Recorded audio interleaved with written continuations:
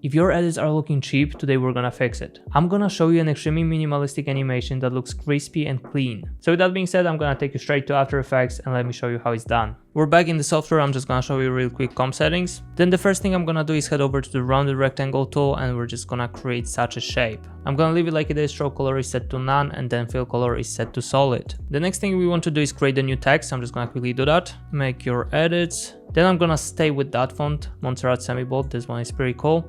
And the thing I absolutely love doing that makes the whole thing look so much better is mixing the fonts. So for this, I'm just gonna quickly duplicate that layer and we're just gonna change the text to look professional. And as for the second text, we're gonna set it to a Ephesus. I've recently started really liking this font. I'm just gonna put it somewhere to the side and yeah, it should be all good. And as for the first text, I'm gonna grab the rectangle tool and we're just gonna cut out the bottom part of the letters. I'm gonna double click M and I'm gonna head over to the mask feather and bump up the value. Exactly like that. So now we got a nice separation over here between the two texts. I probably went overboard. We could set it like to 60 or something like that. And the next thing I'm gonna do is just pre-compose these two layers. We're gonna call it text, hit enter, and we're just gonna add the effect called CC Light Sweep. That's a complete game changer and I absolutely recommend using that. So now if we play around with the center, we're gonna have the light pass by the letters. So the first thing I'm gonna do is set the shape to smooth. We're gonna also change the light reception. This is a game changer. We're gonna set it to cutout and this is gonna give us that unique look. And here what we need to do is bump up the sweep intensity. I'm also gonna bump up the width and I'm definitely gonna decrease the edge thickness. I think all the way to 0. Alright, it's already looking pretty nice and minimalistic. So now what I'm gonna do is keyframe center. I'm gonna drag it to the left, just like that. We're gonna move forward and let's just drag it across the screen. And just as I'm looking at this, I feel like we could actually bump up the width so we can see more of the text. So yeah, let's do it like that and we should be all good.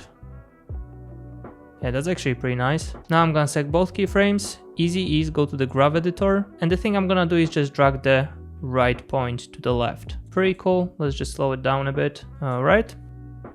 So this is already looking pretty nice. I absolutely love when the letters are fading out. All right, so we got this, but the next thing I'm gonna do is copy the light sweep and we're gonna paste it into the shape layer. And here, as you can notice, everything is going at the same speed, but we need to fix some settings. So as for the frame, we're gonna decrease the sweep intensity and we're gonna bump up the edge thickness. Let me just hit Ctrl-Shift-H. And now if I play around with this, you're gonna notice that nice slide on the edge. I think something like that should be cool. Dude, that's looking so fire.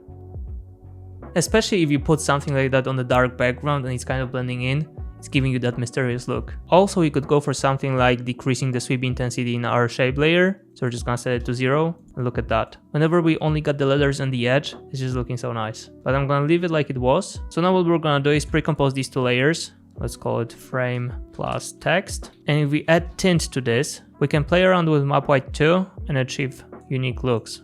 Actually, red is pretty cool. Or maybe something kind of yellowy for the premium look. That's such a good animation.